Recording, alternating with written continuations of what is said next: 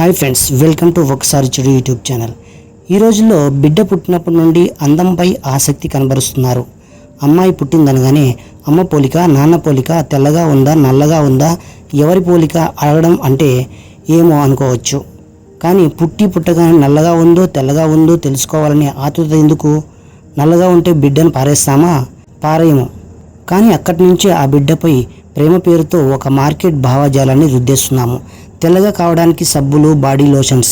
తల్లిదండ్రులు పట్టించుకోకపోతే చూసిన ప్రతి ఒక్కరూ అరే పిల్ల నల్లగా అయిపోతుంది, అది వాడు ఇది వాడు అంటూ సలహా సూచనలు.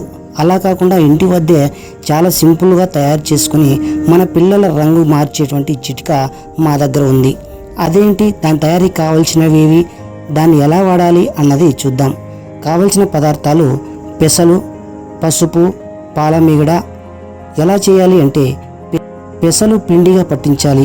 ఒక చిన్న గిన్నెలోకి చెంచాడు పెసరపిండి, కొంచెం పసుపు, పాలమీగడ తీసుకొని ఈ మూడింటిని బాగా కలుపుకోవాలి. ప్రతిరోజు చంటి పిల్లలకి స్నానం చేయించే ముందు సున్నిపిండిలాగా రుద్ది స్నానం చేయాలి. దీనివల్ల మంచి ఫలితం ఉంటుంది. ఎటువంటి రసాయనాలు ఉండవు. మన పిల్లలకు మనమే స్వయంగా తయారు చేశామనే తృప్తి ఉంటుంది. ట్రై చేసి చూడండి, రిజల్ట్ చూసి మీరే షాక్ అవుతారు. ఓకే ఫ్రెండ్స్, ఈ వీడియో మీకు నచ్చినట్లయితే లైక్ చేయండి, షేర్ చేయండి, తప్పకుండా సబ్స్క్రైబ్ చేసుకోండి.